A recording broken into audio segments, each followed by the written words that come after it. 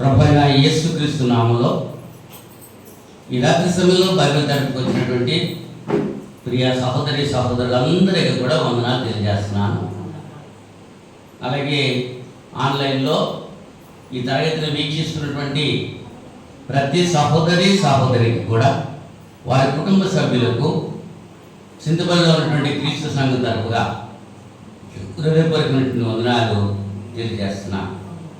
అంత బాగున్నారు కదా? మొన్న కురిసినటువంటి వర్షం మాకు ఇక్కడ ఎక్కువ విపరీతమైన నష్టాలు కలుగజేసింది. చాలా తక్కువే ఇతర ప్రదేశాలతో చూసుకుంటే ఇక్కడ పొలాలు మాత్రం కొద్దిగా మునిగినాయి. మరి మనుషులకు ఇబ్బంది ఏమీ లేదు. మరి జమ్మూ కాశ్మీర్లో మరి చనిపోయినట్టుగా 1200 మంది చనిపోయినట్టుగా వార్తల్లో చూస్తున్నాం. కానీ దేవుడు తన మహాదయ చొప్పున కృప చొప్పున మన ప్రాంతంలో ఏ వార్తలు కూడా నష్టం లేకుండా మరి ఈ దినాన్ని 79వ స్వతంత్ర దినోత్సవ ఉత్సవాలు కూడా మన దేశమంతా కూడా జరుపుకుంటానికి దేవుడు కృప చూపాడు. అందుని బట్టి దేవునికి మనం స్తోత్రాలు స్తుతులు మనం సమర్పించాల్సిన వారంగా ఉన్నాం. 79 సంవత్సరాల క్రితం బానిసలుగా ఉన్నాం మనం బ్రిటిష్ వారికి. మన నాయకుల యొక్క త్యాగ ఫలితంగా మనకి స్వతంత్రం వచ్చింది. మన దేశానికి మాత్రమే, మన దేశంతో పాటు కొన్ని దేశాలు స్వతంత్రం ఈ దినాన్ని వేడుకలు జరుపుకున్నారు.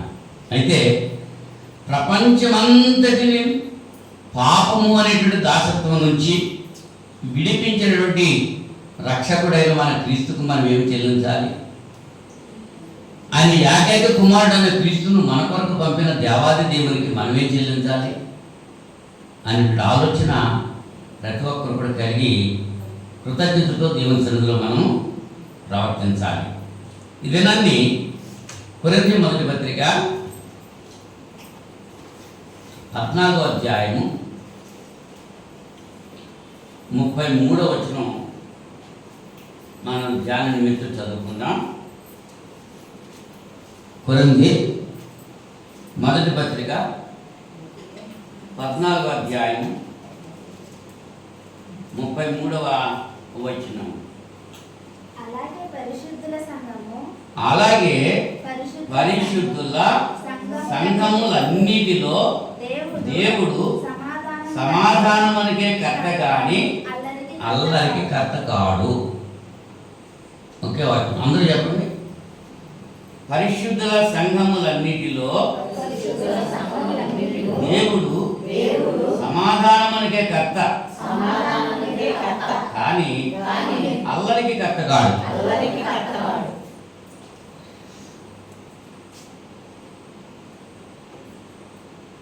గత వారంలో పరిశుద్ధాత్మ గురించి మనం పాఠం ప్రారంభించాం.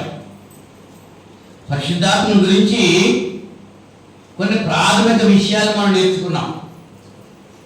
ఈ పరిశుద్ధాత్మ అనేటువంటి సబ్జెక్టు చాలా విశాలమైనది.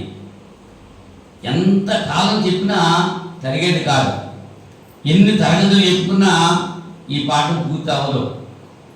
కానీ కొన్ని విషయాలు మాత్రం మనం నేర్చుకుంటానికి, అవగాహన చేసుకుంటానికి దేవుడు కృప చూపుతున్నాడు. ఇవాళ పరిశుద్ధాత్ముడు అంటే లోకంలో ఏమనుకుంటున్నారు? గంతులు వేయటము, తప్పట్లు కొట్టడం, నోరు తిరగనటువంటి మాటలు మాట్లాడటం, అవునా?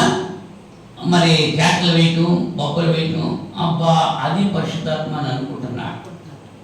కానీ గత వారం పరిశుద్ధాత్ముడు అనేటువంటి విషయం దేవత్వంలో ఒక వ్యక్తి అని, తండ్రి సంకల్పించిన వాటిని పరిశుద్ధాత్ముడు సాధిస్తాడని, పరిశుద్ధాత్ముడు నిత్యుడు అని, శక్తి కలిగిన ఒక వ్యక్తి అని మనం లేఖనాన్ని అనుసరించి నేర్చుకున్నాం. ఈ దినాన్ని చదవబడేటువంటి లేఖన భాగంలో పరిశుద్ధుల సంఘములు అన్నిటిలో దేవుడు సమాధానమునికే కర్త కానీ అల్లరికి కర్త కాడు. అల్లరి చేసేవారు దేవుని సంబంధులు కారు. సియోనులో మౌనంగా ఉండటం దేవునికి స్తుతి చెల్లించడమే. మౌనంగా ఉండాలి దేవుని సన్నిధిలో. మౌనంగా ఉన్నప్పుడే దేవుడు మనతో మాట్లాడతాడు. ఏలియా జీవితంలో కూడా అదే మనం చూడగలం. మోషే జీవితంలో కూడా మనం చూడగలం. మౌనంగా ఉన్నప్పుడే దేవుడు మాట్లాడతాడు. ప్రశాంతంగా ఉన్నప్పుడు ఉరుములతో మెరుములతో ఆయన మాట్లాడలేదు. ఆ శబ్దం అంతా అయిపోయిన తర్వాత ప్రశాంతంగా ఉన్నప్పుడు మాట్లాడాడు. అలాగే ధర్మశాస్త్రంలో ఆరాధించే సమయంలో కూడా దహన బలులు అర్పించి బలి అర్పణ అర్పించిన తర్వాత, బలి అర్పణ అర్పించేప్పుడు వాయిద్యాలు వాయించారు. బలి అర్పణ అయిపోయిన తర్వాత స్తుతి ఆరాధన ప్రారంభించారు. మౌనంగా ఉండి దేవుని స్తుతించారు అనేటువంటి విషయాన్ని మన దినవృత్తాంతాల మొదటి గ్రంథంలో మనం ఆలోచన చేశాం. అయితే ఈ దినాన్ని లోకంలో జరుగుతున్నటువంటి సంఘటన, పరిశుద్ధాత్మ గురించి ఉన్నటువంటి అభిప్రాయము, పరిశుద్ధ గ్రంథంలో పరిశుద్ధాత్మ గురించి వ్రాయబడ్డది ఏమిటో అది మనం తెలుసుకుని ఏది రైటు ఏది తప్పు అన్నది విచారించాలి. తప్పు అయిన దాన్ని విసర్జించి రైట్ అయిన దాన్ని మనం అనుసరించాలి. జత వినదవుని ఎవ్వరు చెప్పినా వినంతని వేగపడక వివరింపదను. కానీ కల్లా నిజము తెలిసిన మనుషులకు నీతిపరుడు మహిళ సుమతి అని భర్తృహరి తన శతకంలో రాసిన ఒక పద్యం. అది వినకపోతే ఎలా తెలుస్తుంది? చూడకపోతే ఎలా తెలుస్తుంది? కనుక తెలుసుకోవాలి ఏది మంచి ఏది చెడు. మార్గంలో నిలిచి చూడండి, మేలు కలుగు మార్గం ఏదో అది తెలుసుకొని దానిలో మీరు ప్రయాణం చేయండి అన్న. ఈ రాత్రి సమయంలో పరిశుద్ధాత్మ దైవత్వంలో ఒక వ్యక్తి అనేటువంటి విషయాన్ని ప్రస్ఫుటంగా మనం ఆలోచన చేయడానికి ప్రయత్నం చేద్దాం. హెబ్రీ పత్రిక 9వ అధ్యాయము 14వ వచనంలో, హెబ్రీ పత్రిక 9వ అధ్యాయం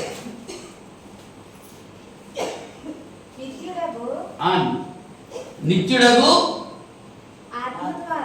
ఆత్మ ద్వారా దేవునికి నిర్దోషిగా అర్పించుకొనిన క్రీస్తు రక్తము, క్రీస్తు యొక్క రక్తము నిర్జీవ క్రియలను విడిచి జీవము గల దేవుని సేవించుటకు మీ మనస్సాక్షిని ఎంతో ఎక్కువగా శుద్ధి చేయను. అంటే నిత్యుడగు ఆత్మ ద్వారా తన్ను తాను దేవునికి నిర్దోషిగా అర్పించుకొనిన. ఈ వాక్యాలు జాగ్రత్తగా మీరు పరిశీలించి చూస్తే యేసు ప్రభువారు దేవునికి అర్పించుకున్నాడు. ఎవరి ద్వారా? ఆత్మ ద్వారా. ద్వారా చూడండి, నిత్యుడకు ఆత్మ ద్వారా తన్ను తాను దేవునికి నిర్దోషినిగా అర్పించుకున్నాడు. ఎవరైనా? యేసుక్రీస్తు. ఆయన రక్తము నిర్జీవ క్రియలను విడిచి జీవము గల దేవుని సేవించుటకు మీ మనస్సాక్షిని ఎంతో ఎక్కువగా శుద్ధి చేయండి. మనం నిర్జీవ క్రియలు చేస్తున్నటువంటి మనం, ఈ నిర్జీవ క్రియలు చేస్తున్నటువంటి మనల్ని ఆ నిర్జీవ క్రియల నుంచి విడిపించి మన మనస్సాక్షిని దేవుని అంటే జీవము గల దేవుని సేవించడానికి శుద్ధి చేస్తూ ఉన్నాడు పరిశుద్ధాత్ముడు అనేటువంటి విషయాన్ని ఈ లేఖనంలో మనం చూస్తున్నాం. సృష్టి సమయంలో పరిశుద్ధాత్ముడు ఉన్నాడు అనేటువంటి విషయాన్ని ఆదికాండం 1వ అధ్యాయం 2వ వచనంలో గత వారంలోనే మనం తెలుసుకున్నాం. యేసు ప్రభు బాప్తిసం పొందినప్పుడు కూడా పరిశుద్ధాత్ముడు ఉన్నాడు. మత్తయి సువార్త 3వ అధ్యాయం 16వ వచనంలో ఈ మాట మనం చూస్తున్నాం. యేసు ప్రభు వారు బాప్తిసం ఇచ్చేటువంటి యోహాను చేత బాప్తిసం పొందిన సందర్భంలో బాప్తిసం ఇచ్చే యోహాను యేసు ప్రభు నీటిలో ఉన్నారు, యోర్దాను నదిలో ఉన్నారు, నీటిలో ఉన్నారు. ఆయన బాప్తిసం పొందిన తర్వాత పరిశుద్ధాత్ముడు పావురం వలె యేసు ప్రభు మీద వ్రాలటం జరిగింది. ఆకాశం నుంచి ఒక స్వరం వచ్చింది, ఈయన అన్న అయ్య కుమారుడు. అనేటువంటి విషయాన్ని. అంటే తండ్రి అనే దేవుడు మాట్లాడుతున్నాడు, పరిశుద్ధాత్ముడు ప్రభు మీద రావడం జరిగింది, యేసు ప్రభు ఏమో బాప్తిజం పొందుతున్నాడు, ముగ్గురు కూడా ఉన్నారు అనేటువంటి విషయం ఈ సందర్భాన్ని మనం ఆలోచన చేస్తున్నాం. అయితే పరిశుద్ధాత్ముడు యేసు ప్రభు వారు చేసిన సువార్త యేసు ప్రభు వారు ప్రకటించారు, బాప్తిజం ఇచ్చే యోహాను ప్రకటించాడు, పౌలు గారు ప్రకటించారు, పేతురు గారు ప్రకటించారు, యోహాను గారు ప్రకటించారు. ఏ యోహాను? బాప్తిజం ఇచ్చే యోహాను కాదు, పద్మాసులో ఉన్నటువంటి యోహాను, యేసు రొమ్మున ఆనుకున్నటువంటి యోహాను. ఈ ఐదుగురు సువార్త ప్రకటించారు. ఈ ఐదుగురులో సువార్త ప్రకటనలో పరిశుద్ధాత్ముడు ఉన్నాడు అనేటువంటి విషయాన్ని మనం జ్ఞాపకం చేసుకుందాం, ఆలోచించేద్దాం. యోహాను సువార్త 14వ అధ్యాయం 16వ వచనంలో యేసు ప్రభు బోధించేటువంటి బోధ. యోహాను సువార్త 14వ అధ్యాయం. నేను తండ్రిని వేడుకొందును, మీ వద్ద ఎల్లప్పుడూ ఉండుటకై ఆయన వేరొక ఆదరణకర్త అనగా సత్య స్వరూపియగు ఆత్మను మీకు అనుగ్రహించును. అంటే యేసు ప్రభు బోధించిన బోధలో పరిశుద్ధాత్మ గురించి బోధించాడా లేదా? బోధించాడు. మత్తయి సువార్త 28వ అధ్యాయం 18వ వచనం నుంచి చదివితే, మత్తయి సువార్త 28వ అధ్యాయము. అయితే యేసు పరలోకమందును భూమి మీదను నాకు సర్వాధికారం ఇవ్వబడి ఉన్నది, కాబట్టి మీరు వెళ్ళి సమస్త జనులను ఎలా చేయాలన్నాడు? శిష్యులుగా చేయండి, తండ్రి యొక్క కుమారు యొక్క పరిశుద్ధాత్మ యొక్క నామములోనికి వారికి బాప్తిసం ఇచ్చుచు నేను మీకు ఏ ఏ సంగతులను ఆజ్ఞాపించుతునో వాటినన్నిటినీ గైకొనవలెనని వారికి బోధించండి. యేసు ప్రభువు వారు బోధించినటువంటి విషయాలు గైకొనాలి. అయితే మీరు కూడా బోధించడం కాదు, వాక్యం నేర్చుకునే వాళ్ళు ఏం చేయాలి? వాటిని అనుసరించాలి, జీవించాలి. ఇవాళ అలా జీవించట్లేదు. ఒక కుక్కకి మాటలు నేర్పారట, నేర్చుకుందంట మాటలు. సాధ్యమేనా? సాధ్యం కదా? మేకకి మాటలు వచ్చినాయా లేదా? ఒక వ్యాపారి మేకను తీసుకొచ్చి అమ్మటానికి చూశాడంట. వాడు అంటున్నాడు, ఇది మామూలు మేక కాదు, దీనికి మాటలు వచ్చిన మేక అంటున్నాడంట. నా మాట అయితే నేను మాట్లాడేస్తాను చూడండి అని చెప్పంట. అది ఏమంటున్నాడంట? జూన్ నెలకు ముందు వచ్చే నెల పేరేంటంట? మే అన్నది. నెల పేరు చెప్పేసింది, చెప్పిందా? మరి ఇంకేంటి మాట్లాడుతున్నాయి కదా. ఈ కుక్కకి మాటలు నేర్పిస్తే దాన్ని వేటకి తీసుకెళ్ళాడంట. వేటకి తీసుకెళ్ళి జంతువు అక్కడ ఏదో లేదేదో పారిపోతుంటే ఉసుకో అన్నాడంట. ఉసుకో అంటే ఏం చేయాలి? కుక్క ఆ జంతువులు వేటాడటానికి పరిగెత్తాలి. అది కూడా ఏముంది? ఉసుకో అన్నది. అది పరిగెత్తలేదు. ఈ చేత మాటలు నేర్చుకుంది. ఇవాళ విశ్వాసం కూడా మాటలు నేర్చుకున్నాడు. బోధకుడు చెప్పిన మాట అనుసరించడం లేదు. యేసు ప్రభువు ఏం చెప్పారు శిష్యులతో? నేను మీకు ఏ ఆజ్ఞలు ఏ ఏ సంగతులు ఆజ్ఞాపించానో వాటిని గైకొనవలెనని వారికి బోధించండి. వినేవాడు ఏం చేయాలి? గైకోవాలి. అంతేగాని వాడు కూడా చెప్పకూడదు. ఇవాళ హల్లెలూయా అనేటువంటి మాట అలాగే చేస్తున్నారు. బోధకుడు హల్లెలూయా అనేటప్పటికీ విశ్వాసుడు ఏమన్నారు? హల్లెలూయా అంటున్నారు. హల్లెలూయా అనే మాటకి అర్థం ఏంటి? దేవుని స్తుతించండి అని అర్థం. ప్రకటనలో ఫుట్ నోట్స్ లో ఉంటుంది ఆ మాట, హల్లెలూయా అనేటువంటి మాట. దేవుని స్తుతించండి అనేటువంటి మాటకు హెబ్రీ భాషలో హల్లెలూయా అని అర్థం. హల్లెలూయా అంటే దేవుని స్తుతించండి. ఇప్పుడు నేను దేవుడు స్తుతించండి అంటే దేవుడికి స్తోత్రం స్తోత్రం స్తోత్రం అని చెప్పాలి. కానీ మీరేమంటున్నారు? మీరు కూడా హల్లెలూయా అంటున్నారు. మరి నేను హల్లెలూయా, మీరు హల్లెలూయా, ఇంకా దేవుడిని స్తుతించేది ఎవరు? ఇలాగైపోతుంది అన్నమాట. కనుక యేసుప్రభువు ఏం చెప్పారంటే, ఏ ఏ సంగతులను ఆజ్ఞాపించారో, ఆజ్ఞాపించారండి, చెప్పలేదు. చెప్పడం వేరు, ఆజ్ఞాపించడం వేరు. ఆజ్ఞ అతిక్రమం పాపం. ఆజ్ఞ ఇచ్చినప్పుడు ఆజ్ఞను ధిక్కరిస్తే పాపం అవుతుంది. ఆజ్ఞ లేకపోతే వాడు ఆచరించక్కర్లేదు. కానీ ఆజ్ఞ ఇచ్చాడు ఆయన, ఆజ్ఞను ఆచరించాలి అనేటువంటి విషయాన్ని ప్రభువారు తన బోధలో తెలియజేశారు. పౌలు యొక్క బోధలో మనం చూస్తే, పౌలు గారు బోధించిన బోధలో పరిశుద్ధాత్మ గురించి తెలియజేశాడా లేదా? కొరింథీ మొదటి పత్రిక 12వ అధ్యాయంలో, కొరింథీ మొదటి పత్రిక 12వ అధ్యాయము 4వ వచనం నుంచి, కృపావరములు నానా విధములుగా ఉన్నవి కానీ ఆత్మ ఒకడే. ఒకడే ఉందా? ఒక్కటే ఉందా? ఒక్కడే అంటే పురుషుడా స్త్రీయా? మరియు పరిచర్యలు నానా విధములుగా ఉన్నవి కానీ ప్రభువు ఒక్కడే. ఆత్మ ఒక్కడే, ప్రభువు ఒక్కడే. నానా విధములైన కార్యములు గలవు కానీ అందరిలోనూ అన్నిటిని జరిగించు దేవుడు ఒక్కడే. అయినను అందరి ప్రయోజనం కొరకు ప్రతివానికి ఆత్మ ప్రత్యక్షత అనుగ్రహింపబడుతున్నది. ఎలాగనగా, ఒకరికి ఆత్మ మూలంగా బుద్ధివాక్యము, మరి ఒకరికి ఆ ఆత్మ అనుసరించిన జ్ఞానవాక్యము, మరి ఒకరికి ఆ ఆత్మ వల్లనే విశ్వాసమును, మరి ఒకరికి ఆ ఒక్క ఆత్మ వల్లనే స్వస్థపరచు వరములను, మరి ఒకరికి అద్భుత కార్యములు చేయు శక్తియు, మరి ఒకరికి ప్రవచన వరమును, మరి ఒకరికి ఆత్మ వివేచనయు, మరి ఒకరికి నానావిధ భాషలను, మరి ఒకరికి భాషల అర్థం చెప్పు శక్తియు అనుగ్రహింపబడి ఉన్నవి.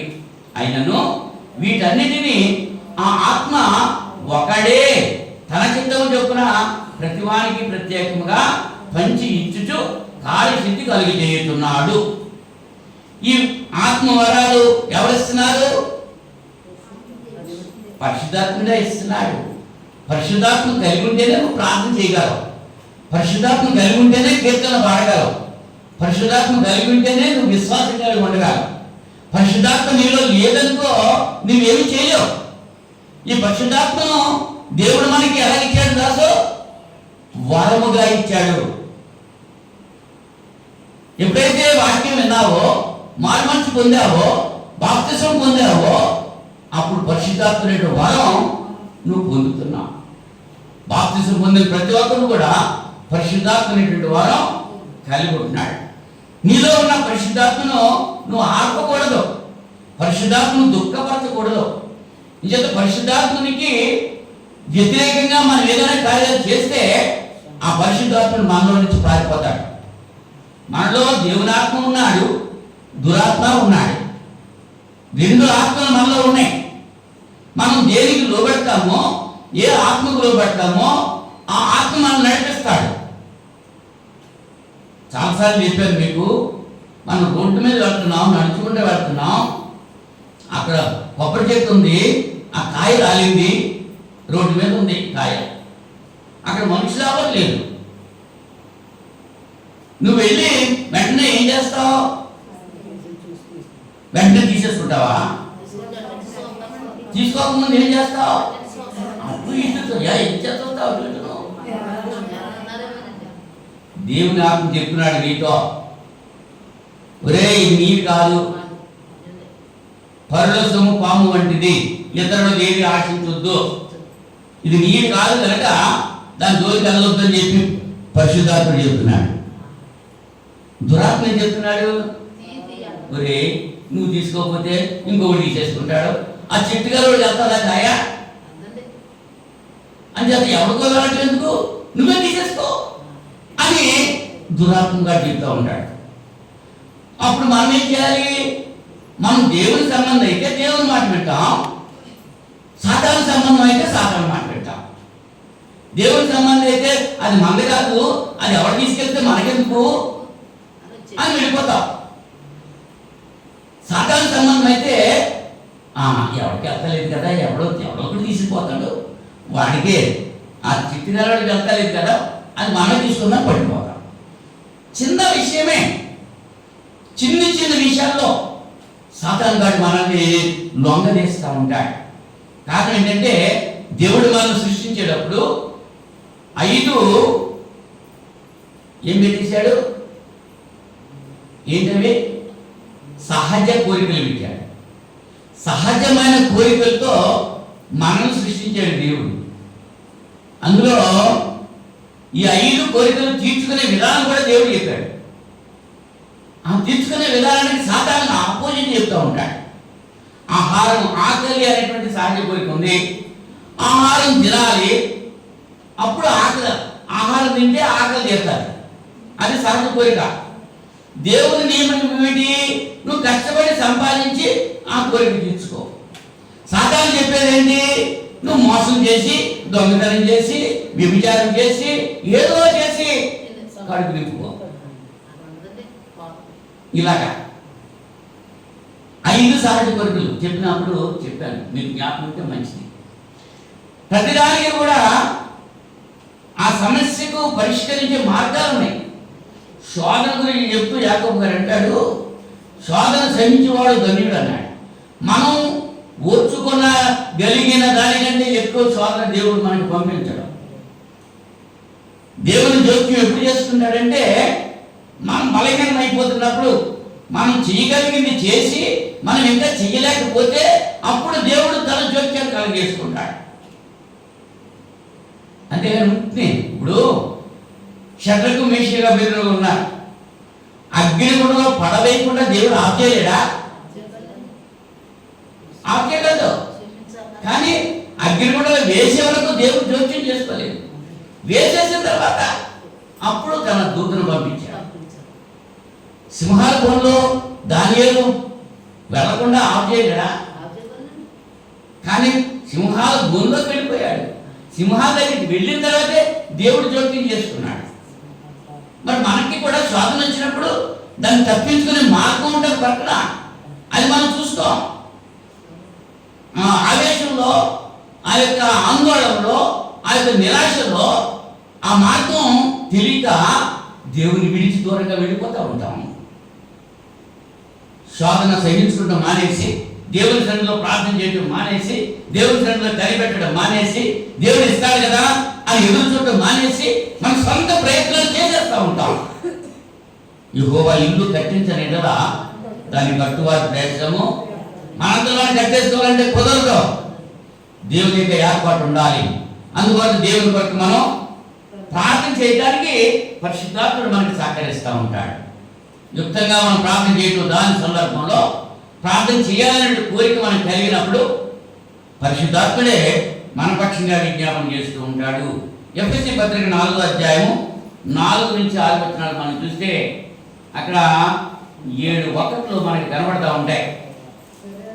అమ్మా, పరిశుద్ధాత్ముడు కూడా ఒక్కడే అని అక్కడ రుజువు చేస్తూ ఉంటున్నాడు. పొలుగా 4వ అధ్యాయం 4వ వచనంలో శరీరం ఒక్కటే, ఆత్మయు ఒక్కటే. చూడండి, శరీరానికి ఏమో ఒక్కటే అన్నాడు. ఎఫెసీ పత్రిక 4వ అధ్యాయం 4వ వచనం, శరీరము ఒక్కటే, ఆత్మయు ఒక్కటే. దేవుందా? దేవుందా? ఒక్కటే. ఆ ప్రకారమే మీ పిలుపు విషయమై ఒక్కటే నిరీక్షణ ఎందుటకు పిలువబడింది. ప్రభువు ఒక్కడే, విశ్వాసము ఒక్కటే, బాప్తిస్మము ఒక్కటే, అందరికీ తండ్రి దేవుడు ఒక్కడే. ఆయన అందరికీ పైగా ఉన్నవాడే, అందరిలోనూ వ్యాపించి అందరిలో ఉన్నాడు.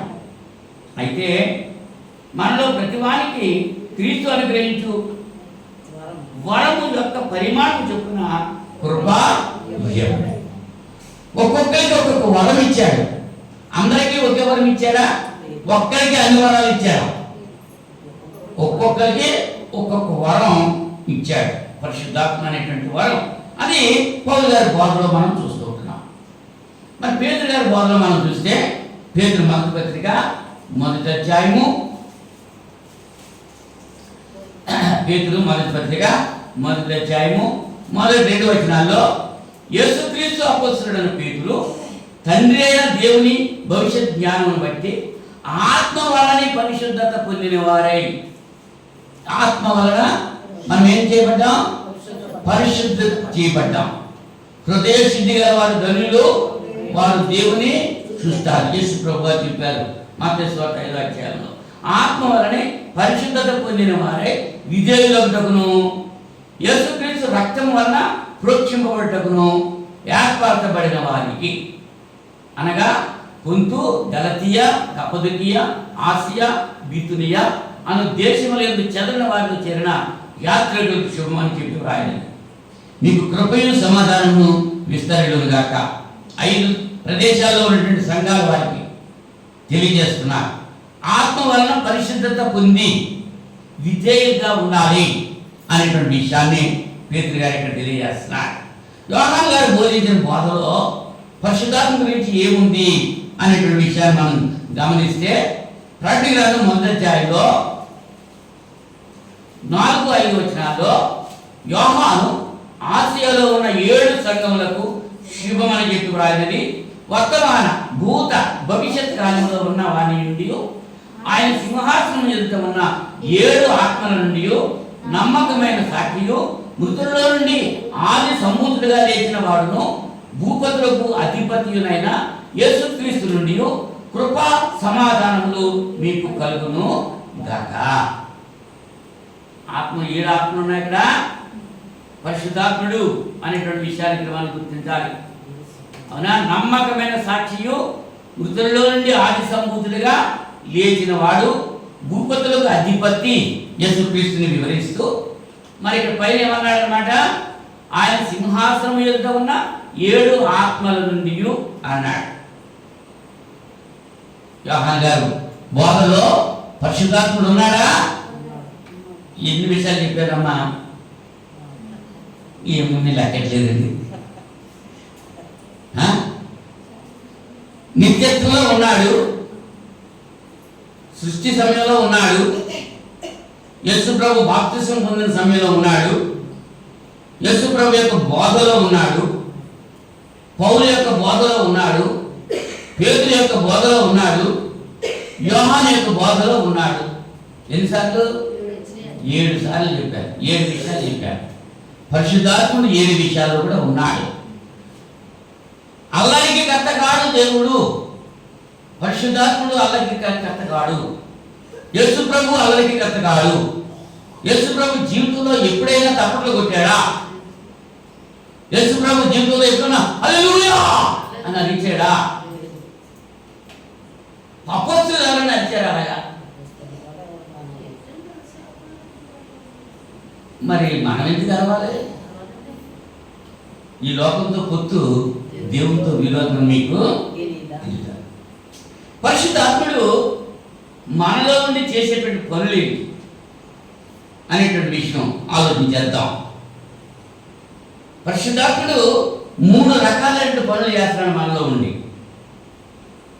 3 రకాలైన పనులు ఏంటంటే, మనలను పరిశుద్ధపరుస్తున్నాడు. మలినమైనటువంటి హృదయములతో ఉన్నటువంటి మనల్ని పరిశుద్ధాత్మ ఏం చేస్తున్నాడు? శుద్ధి చేస్తున్నాడు.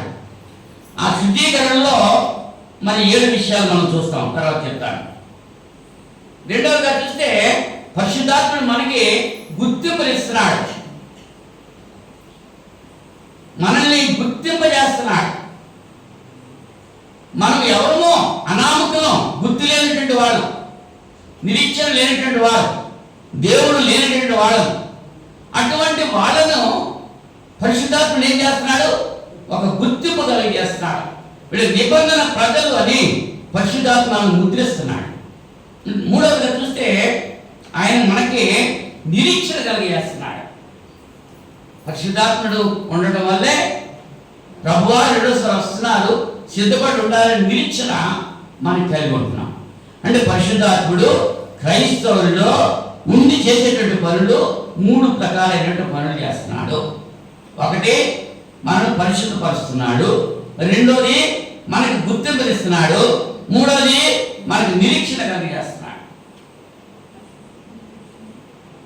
అంచేత నిరీక్షణ లేని ఇతరులనే మీరు దుఃఖపడద్దు అంటున్నాడు దశలోనిక పత్రికలో పౌలు గారు.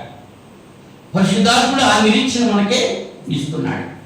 మనల్ని ఎలా పరిశుద్ధపరుస్తున్నాడు అనేటువంటి విషయం ఆలోచన చేద్దాం ఇవాళ. అంతవరకే, మిగిలిన 2 విషయాలు తర్వాత మాట్లాడుకుందాం.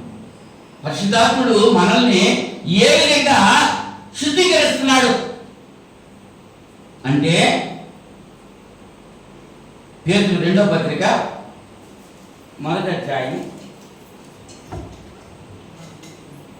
పేతురు 2వ పత్రిక 1వ అధ్యాయం. యేసుక్రీస్తు దాసుడును అపోస్తలుడైన అక్కడ మొదటి నుంచి కాదు, 20వ వచనం, 20, 25 వచనాలు. ఒకడు తన ఊహను బట్టి చెప్పుట వలన లేఖనములో ఏ ప్రవచనమును పుట్టదని మొదట గ్రహించవలెను. ఎలాగనగా ప్రవచనము ఎప్పుడును మనుష్యుని ఇచ్చను బట్టి కలుగలేదు కానీ మనుష్యులు పరిశుద్ధాత్మ వలన ప్రేరేపింపబడి దేవుని మూలంగా కలిగేది. ఎలా కలిగేదమ్మా? దేవుని మూలం. ఎవరి వల్ల? పరిశుద్ధాత్మ ప్రేరణ వల్ల కలిగి, పరిశుద్ధాత్మ ప్రేరణ వల్ల కలిగేది. ఏంటవి? ప్రవచనాలు. అంటే దేవుని యొక్క వాక్యం ఎలాగా లిఖించబడ్డది? పరిశుద్ధాత్మ ప్రేరణ వల్ల లిఖించబడ్డది. దేనివల్లమ్మా?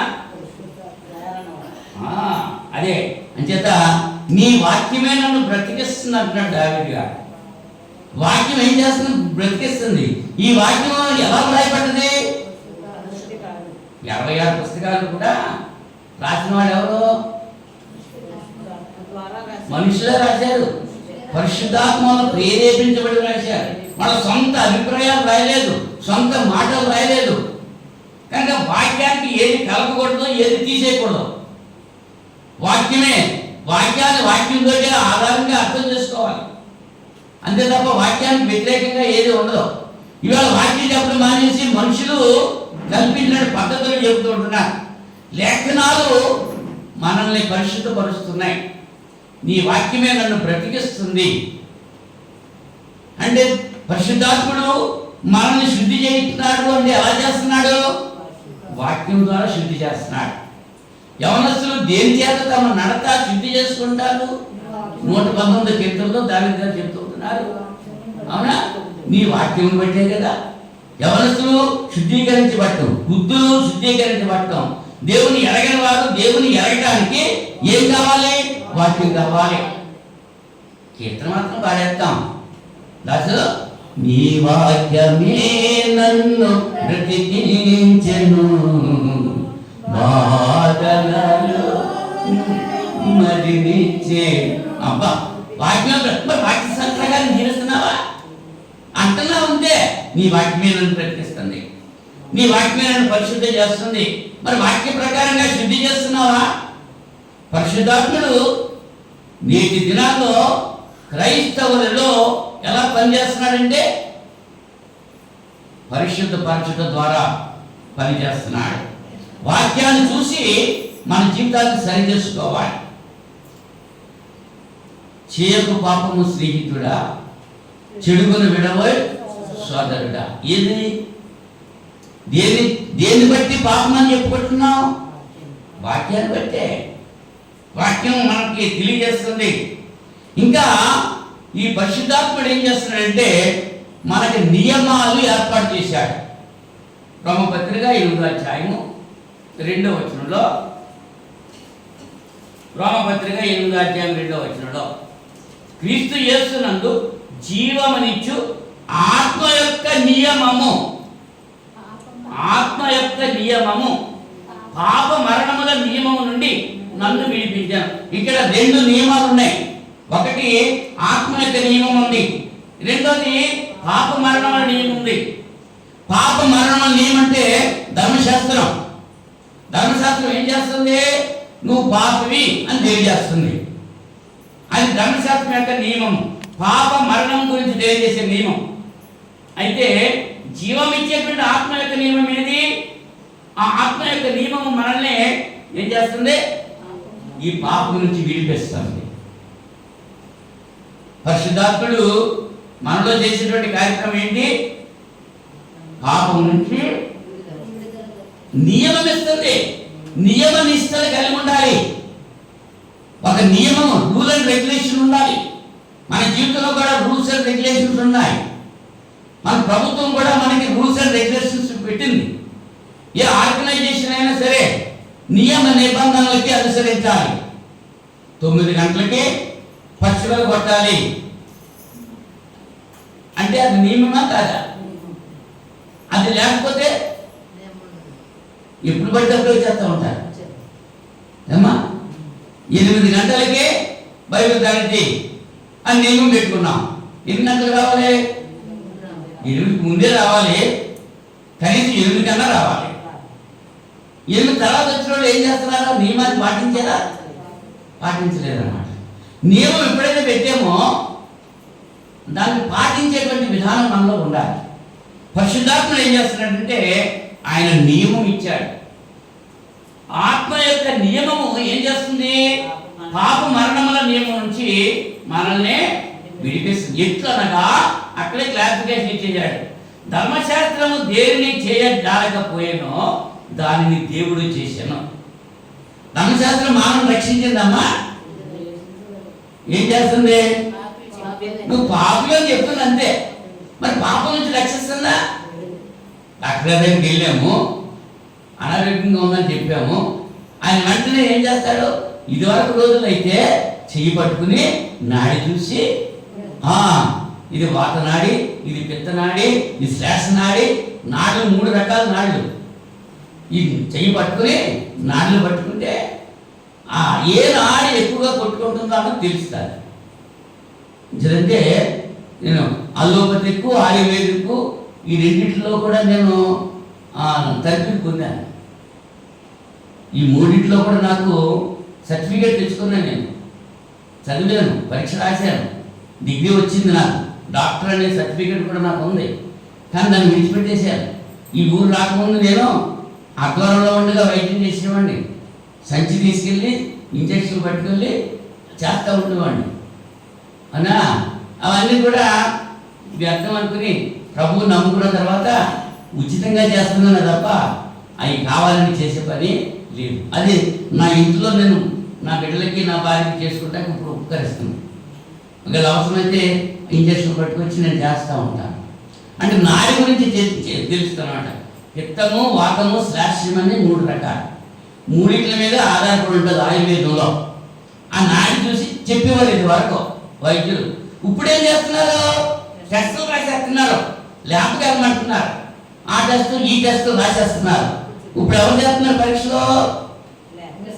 యంత్రాలు పరీక్ష చేస్తున్నాయి. మనం బ్లడ్ టెస్ట్ దాసా ఎవరు చేస్తున్నారు? షుగర్ ఎంత ఉంది ఎవరు చెప్తున్నారు?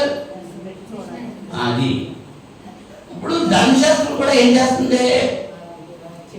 మనలో ఉన్నటువంటి పాపం ఏంటో చెప్తుంది. దాని రోగం గురించి చేసేది. డాక్టర్ గారి దగ్గరికి వెళ్ళాము, వెళ్ళిన తర్వాత టెస్టులు రాసేసాడు, ల్యాబ్కి వెళ్ళిపోయాము, బ్లడ్ ఇచ్చేసాం, టెస్టులు చేసేసాడు, రిపోర్ట్లు వచ్చేసినాయి. ఆ రిపోర్ట్లు అట్టుకొని డాక్టర్ గారి దగ్గరికి వెళ్ళాం. వెళ్ళిన తర్వాత డాక్టర్ గారు నీకేం షుగర్ ఉంది, నీకేం బీపీ ఉంది, నీ కిడ్నీ ఇలా ఉంది, అది వెళ్ళిపో అన్నాడు అనుకోండి. ఏమంటాం మన పని? వచ్చేద్దామా? అంతకుముందు లేని నీరసం ఎక్కువైపోతుంది, ఇంకా భయం ఎక్కువైపోతాయి. ఇప్పుడు మా డాక్టర్ ఏం చేయాలి? ఆ రోగానికి తగిన మందులు రాసి అవును ఈ మందులు ఎలా వాడు అన్నా. అప్పుడు మనకు ధైర్యం వచ్చేది. అప్పుడు మందు కొట్టులోకి వెళ్ళి మందులు కొనేసుకుంటాం. మరి కొనేసుకుని ఆ టేబుల్ పెట్టేసి అబ్బా ఇదిగో 5,000 రూపాయలు నిన్ను కొంటాకి, ఇదిగో నీ ప్యాకింగ్ బాగుంది, ఈ సీసా కూడా అందంగా ఉంది, అని దాని ఎంత చూస్తా మురిసిపోతా ఉన్నామనుకో జబ్బు తగ్గిపోతా. ఏం చేయాలి? వాడాలి. ఇప్పుడు ధర్మశాస్త్రం అన్నది పరీక్ష చేసి మనకి రిపోర్ట్లు ఇచ్చింది అంతే. ముందున్నది వాక్యము, పరిశుద్ధాత్ముడు. ధర్మశాస్త్రాన్ని ఏదైతే చేయలేకపోయిందో అది క్రీస్తు ప్రభు నెరవేర్చాడు. ఎలా నెరవేర్చాడు? ఆయన రక్తం ఇచ్చి మనల్ని రక్షించాడు, వాక్యం ఇచ్చాడు. పరిశుద్ధాత్ముడు ఏం చేశాడు? మనల్ని పరిశుద్ధ చేయడానికి నియమాలు ఇచ్చాడు. ఉదయం ఇది చదవాలి, సాయంకాలం ఇది చదవాలి. అంచేత దావీదు గారు ఏమన్నారు 1వ కీర్తనలో, యెహోవా ధర్మశాస్త్రమందు ఆనందించుచు దివారాత్రము దాన్ని ధ్యానించేవాడు ధన్యుడు అన్నాడు. చదవట్లేదు. యేసు ఏం చెప్పాడు? ఏవే ఆజ్ఞాపించారో నీకు వాటిని గై కొనాలి. మందులు తెచ్చుకుని టేబుల్ మీద తెచ్చుకుంటే కాదు, బైబిల్ ఎట్టుకెళ్ళి టేబుల్ మీద తెచ్చుకుంటే కాదు, బైబిల్లో ఉన్నటువంటి వాక్యాలు చదువుకోవాలి. చదువుకుని విడిచిపెట్టేయడం కాదు, ఆ చదివిన వాక్యాన్ని మన జీవితంలో ఇంప్లిమెంట్ చేయాలి. తల్లిదండ్రులను సన్మానించము అని ఉంది, ఉందా? ఇవాళ మానవ యొక్క పరిస్థితి ఎలా ఉందో తెలుసా? నేను మార్నింగ్ సైక్లింగ్ చేస్తూ ఉన్న సందర్భంలో ఆ కాలగట్టంటే వస్తుంటే ఇంత రాళ్ళు తీసుకుని కోతులు కొట్టేస్తున్నాడు ఒక ఆయన. కోతులు ఉన్నాయట, ఆయన కొట్టేస్తున్నాడు, తరిమేస్తున్నాడు. అదే కోతి బొమ్మగా చేసుకుని ఉంటే దాన్ని ఏం చేస్తున్నాడు? దాన్ని ముక్కుతున్నాడా? మరి నిజంగా కోత వచ్చేటప్పుడు ఏం చేస్తున్నాడు? కొట్టేస్తున్నాడు. ఇంట్లో జలపలు వస్తూ ఉంటాయి, అవి కొట్టేస్తూ ఉంటాయి. దాన్ని కండబెడతామా? మరి ఎలుగు బొమ్మ చేశారు, ఎలుగు బొమ్మ అక్కడ పెట్టుకుని ఏం చేస్తున్నారు? దానికి దండం పెడుతున్నారు. ఏమ్మా, తల్లిదండ్రుల ఫోటో ఉన్నాయి, అది చచ్చిపోయారు. ఆ ఫోటోలు ఎత్తుకుని వాటికి దండేయటం చేస్తున్నారు. అది బతికొండగా ముద్దట్లేదు, అది బతికొండగా ఆసుపత్రికి తీసుకెళ్ళలేదు, వాళ్ళు బతికొండగా వాళ్ళ పరుపు పక్క వేయలేదు, వాళ్ళు బతికొండగా వాళ్ళు స్నానం చేయలేని పరిస్థితిలో స్నానం చేయించలేదు. అది చచ్చిపోయిన తర్వాత ఏం చేస్తున్నారు? బొమ్మక చేస్తున్నారు. కోతి బతికుండగా కొట్టేసాడు, బొమ్మగా ఉంటే దాన్ని పెడుతున్నాడు. అది దాన్ని దండం పెట్టుకుంటున్నాడు. అది బతుకుని వచ్చే దాన్ని కొట్టేస్తున్నాడు. అలాగే తల్లిదండ్రులు కూడా చేస్తున్నారు. ఇవాళ తల్లిదండ్రులకి భోజనం పెట్టలేదు. 80 ఏళ్ళు ముసలాయన, ఆయన పెద్ద బహుమానం పొందాడు. వేరే పోస్టులో వచ్చింది, ఆయన బొమ్మ కూడా వేశాడు. 80 సంవత్సరాలు ఆయన అవార్డు కూడా పొందాడు. ఆయన 80 సంవత్సరాల వయసు, ఆయన 80 కోట్లు ఆస్తుందంట. ఎంత ఉంది ఆస్తి? 80 కోట్లు ఆస్తుందంట. ఓ కొడుకు ఓ కూతురునంట. కూతురేమో డాక్టర్ అంట, కొడుకేమో ఇంజనీర్ అంట. కొడుకు ఇంజనీరు, కూతురు డాక్టర్. ఈయన ఎక్కడున్నాడు? అనాథ శరణాలయంలో ఉన్నాడు. అనాథ శరణాలయం చచ్చిపోయాడు ఆయన 50 సంవత్సరాలు. కొడుకు కానీ కూతురు కానీ వచ్చి చూసుకోలేదు. అనాథ శరణాలయంలో కూడా అంత్యక్రియలు చేసేసారు. ఏమైపోయింది అనమాట. ఇవాళ వచ్చిందండి అన్నా, మీకు అర్థమవుతుందా? ఎందుకు చెప్తున్నాను ఈ మాట? ఈ లోకం కీరాలా ఉంది. నియమాలు లేవు, నిబంధనలు లేవు, రూలు రెగ్యులేషన్ లేదు, తల్లి తండ్రి ప్రేమ లేదు, భార్యాభర్తల ప్రేమ లేదు, అక్క చెల్లెల ప్రేమ లేదు, అన్నదమ్ముల ప్రేమ లేదు. ఈ ప్రేమలన్నీ ఏమైపోయి? ధరణిలోని ప్రేమలన్నీ స్థిరము కాదు, క్రీస్తు యేసు కల్వరి ప్రేమ ఈ ప్రేమ అన్నమాట. ఆ ప్రేమతో పరిశుద్ధాత్ముడు మనకు నియమం ఇచ్చాడు. పరిశుద్ధాత్ముడు మనల్ని శుద్ధీకరిస్తున్నాడు. పరిశుద్ధాత్ముడు మనల్ని ఆత్మానుసారంగా నడుచుకునేటట్టు చేస్తున్నాడు. 8వ అధ్యాయం రోమపత్రిక 5వ వచనంలో ఏమంటున్నాడు? శరీరానుసారులు శరీర విషయం మీద మనసుందురు, ఆత్మానుసారులు ఆత్మ విషయం మీద మనసుందురు. శరీరానుసారమైన మనసు మరణము, ఆత్మానుసారమైన మనసు జీవము సమాధానమైనది. ఎవరైనా శరీరానుసారమైన మనసు దేవునికి విరోధమైనది. అది దేవుని ధర్మశాస్త్రమునకు లోబడదు, ఏ మాత్రము లోబడనేరదు. కాగా శరీర స్వభావం గలవారు దేవుని సంతోషపరచనేరదు. దేవుని ఆత్మ మీలో నివసించి ఉన్న ఎడల మీరు ఆత్మ స్వభావం గలవారే కానీ శరీర స్వభావం గలవారు కాదు. ఎవడైనా క్రీస్తు ఆత్మ లేనివాడైతే వాడు అయినవాడు కాదు. ఇంతకుముందు చెప్పాను కదా, 2 ఆత్మలు మనలో ఉంటాయి. కొబ్బరికాయ మన కళ్ళు ఎదురుగుండా పడ్డప్పుడు మనం దేవుని సంబంధం అయితే దేవుని మాట వింటాం, సాతాను సంబంధం అయితే సాతాను మాట వింటాం. శరీరానుసారులు శరీర విషయాల మీద మనసు వస్తారు, ఆత్మానుసారులు ఆత్మ విషయాల మీద మనసు ఉంచుతారు. శరీరాశ, నేత్రాశ, జీవపడము ఇవి ఎక్కడి నుంచి పుట్టినాయి అంటే ఏం తినాలి, ఏం త్రాగాలి, ఏం ధరించాలి, ఎక్కడ నివసించాలి, వీటి కొరకే తాపత్రయం. శరీరానుసారమైన మనసు, ఆత్మానుసారమైన మనసు అయితే జీవము. అది శరీర క్రియలు మనం ఏం చేయాలి? చంపాలా, పెంచాలా? ఇదే అధ్యాయం రోమపత్రిక 8వ అధ్యాయంలోనే 13వ వచనం అంటున్నటువంటి, మీరు శరీరానుసారంగా ప్రవర్తించిన ఎడల చాపవలసిన వారు ఇందురు కానీ ఆత్మ చేత శరీర క్రియలను చంపిన ఎడల జీవించదు.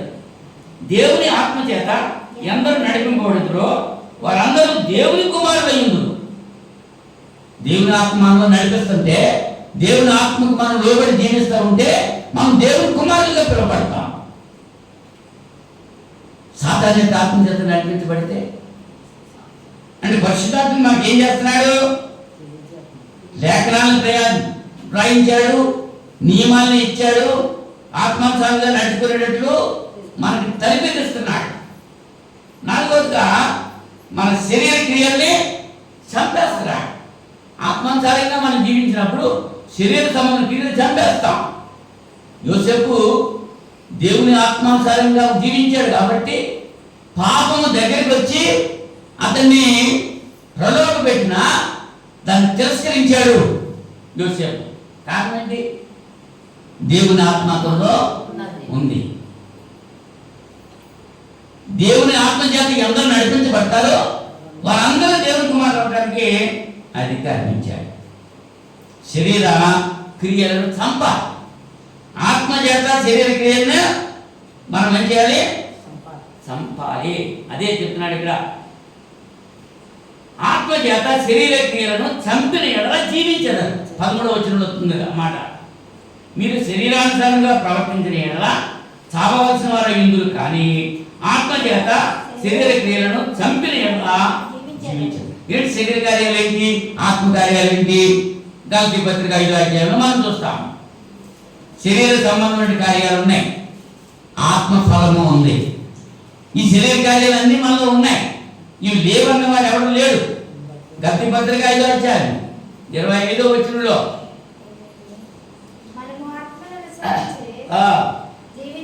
మనము ఆత్మను అనుసరించి జీవించే వారు అయితే ఆత్మను అనుసరించి క్రమముగా నడుచుకుందాము. ఒకరినొకరము వివాదమునకు రేపక, ఒకరి ఒకరము అసూయ పడక, వృధాగా అతిశయపడక ఉందాము. అంటే పరిశుద్ధాత్ముడు మనలో ఉంటే మనలో అలా చేస్తూ ఉంటాడు. లేకపోతే పరిశుద్ధాత్ముడు లేకపోతే ఏం చేస్తాడు? శరీర కార్యాలు 18వ వచనంలో ఏమంటున్నాడు? మీరు ఆత్మ చేత నడిపింపబడిన ఎడల ధర్మశాస్త్రుడికి లోనైన వారు కారు. శరీర కార్యములు స్పష్టమై ఉన్నవి. ఇవన్నీ లెక్కెట్టుకుంటే మనలో ఉన్నాయా లేవా? ఇవి లేదని వారు ఎవరైనా ఉన్నారు? అసలు శరీర కార్యాలు అన్నీ ఉన్నాయి, అందరూ ఉన్నాయి. లేని వాడు ఎవడు లేడు.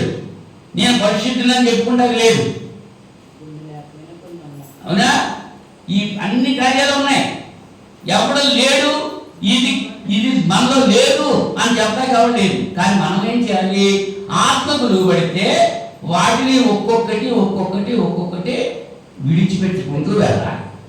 లోకంలో మనం ఉన్నాం, లోకం నిండా పాపం ఉంది, కాలంలో పడవ ఉంది, నీటిలో పడవ ఉంది.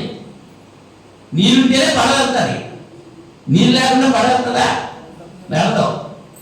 ఇప్పుడు ఇక్కడ బలకట్టు ఉండేది, సముద్రుడు ఉండేవాడు, బలకట్టును నడుపుతాడు, ఆ ధోని బలకట్టు, ఆ లోపల దూరి ఆ నీళ్ళు బయటికి లాగేస్తా ఉండేవాడు. దాన్ని చూసేప్పుడైనా సముద్రుడు నీళ్ళు తాగటం అంటే వచ్చేస్తా ఉంటాయి. ఎంత కీళ్ళు పెట్టి ఎంత గట్టిగా బంధించినా నీళ్ళు వచ్చేస్తూనే ఉంటాయి. ఇప్పుడు మనకి వర్షం వచ్చింది కదా, చేలు నిండిపోయి కంతలు కాసి వేసేసి విప్పేస్తారు, కంతలు నీళ్ళు వెళ్ళిపోతాయి. నీళ్ళు కావాలన్నప్పుడు ఏం చేస్తూ ఉంటారు? గట్టేస్తూ ఉంటారు. ఆ గట్టు ఎంత గట్టిగా వేసినా ఈల బెజ్జాలు వచ్చేస్తూ ఉంటాయి. ఈల బెజ్జాలు అంటారు అమ్మా, ఈల బెజ్జాలు వస్తూ ఉంటాయి. ఆ ఈల బెజ్జాలు వచ్చినప్పుడు ఏం చేస్తాడు? వెళ్ళి దాన్ని కట్టేస్తూ ఉంటాడు. అలా కట్టలేదనుకో ఏమవుద్ది? ఇంత బెజ్జము, ఇంత బెజ్జము, ఇంత బెజ్జము, ఇంత బెజ్జము, ఇంత బెజ్జము, ఇంత బెజ్జము ఏమైపోద్ది? పెద్దదైపోతుంది. అలాగే లోకంలో ఉన్నాం మనం, పాపం మనలోకి వస్తూ ఉంటుంది. వచ్చిన పాపాన్ని మనం ఏం చేయాలి? వెంటనే దాన్ని తీసేసుకోవాలి. దావీదు ఆ స్త్రీని చూడటం అది పాపం కాదు. చూడటంలో మొట్టమొదటిసారి చూడటంలో పాపం కాదు. విద్యార్థి చూశాడు. చూసిన తర్వాత ఏం చేయాలి? ఓ ఆడపిల్ల నాకు ఎందుకులే మనకి అని పక్కకి వెళ్ళిపోవాలి. కానీ ఏం చేశాడు? మనకి రెండోసారి చూశాడు. ఆ చూడటంలో ఏమొచ్చేసింది? కంటి చూపుతో పాపంలో పడిపోయాడు. అంటే ఏం చేయాలి? లోపల ఉన్నది అది మనలో అంత పౌలు గారు అంటాడు, నేను నా పరువు కడముట్టించాను అంటున్నాడు, నా కొరకు నీటి కిరీటం ఉంచబడ్డారు అంటున్నాడు. అని నేను అక్కడికి చేరను, నా మట్టుకైతే బ్రతుకుంటే క్రీస్తే, చావైతే నాకు లాభం. నేను చావకుండా ఈ లోపల ఉండి దినదినము నా శరీరాన్ని నలగొట్టుకుంటున్నాను అంటున్నాడు. మనం నలగొట్టుకుంటున్నామా? నలగొట్టుకుంటు సన్నిగారు బట్టి కొత్తతో కొట్టేసుకుంటాం కాదు. యేసుప్రభు ఏం చెప్పాడు? నీ కన్ను నిన్ను అభ్యంతరం భరిస్తే దాన్ని పీకి అమ్మపడే. ఒక్క కన్ను కలిగి జీవంలో ప్రవేశించడం కంటే 2 కన్నులు కలిగి నరకంలో ఉండటం అది మంచిదా? ఇది మంచిదా అని పీకి పడేయమన్నాడు. అంతే. నీ చెయ్యిని అభ్యంతరం పెడితే దాన్ని నరికే, కన్నుని అభ్యంతరం పెడితే తీసే, కాలుని అభ్యంతరం పెడితే తీసే. ఎందుకంటే తీసేసుకోమనా? ధర్మశాస్త్రంలో వ్యభిచారం చేస్తే పాపం. యేసుప్రభు ఏం చెప్పాడు? ఒక స్త్రీని మోహపు చూపుతో చూస్తేనే పాపం. సర్వేంద్రియం నయనం ప్రధానం. మన ఇంద్రియాలన్నింటిలో కూడా కన్ను ప్రధానమైంది. పాపం కూడా కంటి వల్ల వస్తుంది. ఏదైనా తోటలో అమ్మమ్మ చూసింది, చూడటంతోటే పాపం వచ్చింది. ఆకాన్ని చూశాడు, చెప్తే దాన్ని చూశాడు, తీసుకున్నాడు, కుటుంబం అంతా నాశనమైపోయింది. అంచేత అలా చూడకుండా మనం అదుపులో ఉంచడానికి పరిశుద్ధాత్ముడు ఏం చేస్తున్నాడు? మనల్ని క్రమపరుస్తున్నాడు, మనల్ని కంట్రోల్ చేస్తున్నాడు. పరిశుద్ధాత్ముడు మనలో ఉన్నాడు అంచేత అది తప్పు అని చెయ్యకు అని చెప్తున్నాడు. నువ్వు ఎప్పుడైతే బాప్తిజం పొందావో, పరిశుద్ధాత్ముని వరం పొందావో, బాప్తిజం పొందిన వ్యక్తిలో మనస్సాక్షి పనిచేస్తుంది. నువ్వు ప్రభు పెట్టవు, నువ్వు ఈ పని చేయకూడదు, నువ్వు ప్రభు పెట్టవు, ఈ మాట మాట్లాడకూడదు, నువ్వు ప్రభు పెట్టవు, నువ్వు ఈ మార్గంలో వెళ్ళకూడదు అని పరిశుద్ధాత్ముడు మనకి ఏం చేస్తున్నాడు? అది మనల్ని పరిశుద్ధ చేస్తాడు పరిశుద్ధాత్మ. అవునా? క్రమంగా నడుచుకునేటట్లు చేస్తున్నాడు. ఇంకా అంత మాత్రమే కాదు, ఆఖరిగా కొరింథీ 2వ పత్రిక 3వ అధ్యాయము, కొరింథీ 2వ పత్రిక 3వ అధ్యాయం 18వ వచనంలో మనమందరమును ముసుగులేని ముసుగు లేని ముఖముతో ప్రభు యొక్క మహిమను అర్థములే ప్రతిబింబం చేయు. మహిమ నుండి అధిక మహిమను పొందుచు ప్రభువుకు ఆత్మ చేత ఆ పోలికగానే మార్చబడుతున్నాం. ఇక్కడ పరిశుద్ధాత్మని ఏమన్నాడు? ఇక్కడ ప్రభువు అన్నాడు. ప్రభువుకు ఆత్మ చేత. ఫుట్నోట్స్ లో 3వ కేసు ఏమన్నాడు? ఆత్మయకు ప్రభువు చేత అన్నాడు. అంటే 16వ వచనంలో వారి హృదయము ప్రభు వైపునకు ఎప్పుడు తిరుగునో అప్పుడు ముసుగు తీసివేయబడు. ప్రభువే ఆత్మ. ప్రభు యొక్క ఆత్మ ఎక్కడ ఉండునో అక్కడ స్వాతంత్ర్యం ఉండును. ప్రభువే ఆత్మ. ఆత్మ అంటే పరిశుద్ధాత్ముడు క్రైస్తవుల్లో ఏం చేస్తున్నాడు? ఒకటి, లేఖనాలు రాయించాడు. రెండోది, నియమాలు ఇచ్చాడు. మూడోది, ఆత్మానుసారంగా మనం నడుచుకునేట్టు చేస్తున్నాడు. నాలుగోది, శరీరక క్రియలను చంపేటట్లు చేస్తున్నాడు. ఐదోది, ఆత్మ సంబంధమైన సంగతుల విషయంలో మనకి మాదిరి చూపుతున్నాడు. ఆరోది, క్రమంగా నడుచుకునేట్లు చేస్తున్నాడు. ఏడోది, క్రీస్తు పోలికగా మనల్ని మారుస్తున్నాడు. క్రీస్తు యొక్క స్వరూపంలోనికి మనల్ని పరిశుద్ధాత్ముడు మారుస్తున్నాడు. అవునా? క్రీస్తు స్వరూపం మనలో ఏర్పడేటట్లుగా పరిశుద్ధాత్ముడు ప్రయత్నం చేస్తున్నాడు. ఎన్ని చెప్పాను? 7. అవునా? పరిశుద్ధాత్మ దైవత్వంలో ఒక వ్యక్తిని 7 విషయాలు చెప్పారు. అలాగే పరిశుద్ధాత్ముడు మనల్ని పరిశుద్ధపరుస్తున్నాడు అనడానికి 7 రిఫరెన్స్ మీకు చెప్పారు. పరిశుద్ధాత్ముడు చేసే పనులు అయ్యి. అంతేగాని అల్లరిగా దంపేస్తాం, ఆ తప్పట్లు కొట్టేసి గులికిపోతాం, నోరు తెరకుండా మాట్లాడటం, డ్రమ్ము అలా కొట్టేప్పటికి మళ్ళీ అలా ఆగిపోవటం అలా చేయట్లేదండి. ఇప్పుడు ఏం చేస్తున్నాడు అంటే దేవుడు అల్లరికి కర్త కాడు. పరిశుద్ధాత్మ మనల్ని నడిపిస్తున్నాడు. అట్టి పరిశుద్ధాత్మ గురించి ఇంకా చాలా విషయాలు మనం తెలుసుకుంటానికి ఆసక్తి కలిగి ఉందాం. ఇంతవరకు తెలుసుకున్నటువంటి విషయాలు మన హృదయంలో బదిలిపరుచుకుందాం. ప్రార్థన చేసుకుందాం. మహోన్నతుడా, పరిశుద్ధుడా, మీకు స్తోత్రం తండ్రి. ఈ సాయంకాల సమయంలో, ఈ రాత్రి సమయంలో చెప్పబడినటువంటి వాక్యం వీటి హృదయాలు బదిలిపరచుకోవడానికి సహాయం చేయండి. పరిశుద్ధాత్ముడు చేసేటువంటి పనులు క్రైస్తవుల్లో ఉండి నేటి దినాల్లో ఆయన జరిగించేటువంటి పనుల గురించి మేము ఆలోచన చేశాం.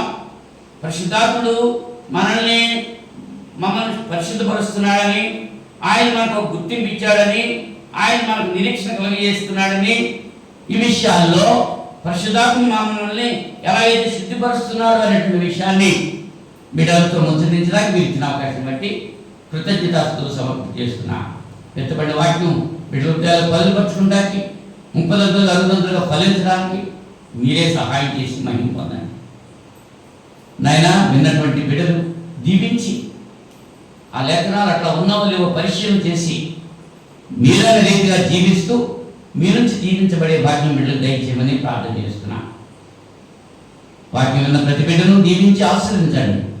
స్టేటస్లోనేమి, వాట్సాప్లోనేమి, నాయన ఆన్లైన్లో ఫేస్బుక్లోనేమి వాక్యం విన్నటువంటి ప్రతి బిడ్డను మీరు ఆశీర్వదించి విన్నటువంటి వాక్యం విడిచిపెట్టకుండా వాక్యానుసారంగా జీవిస్తూ మీరిచ్చేటువంటి ఆ దీవెనలు పొందే భాగ్యం బిడ్డలందరికీ దయచేయమని ప్రార్థన చేస్తున్నా.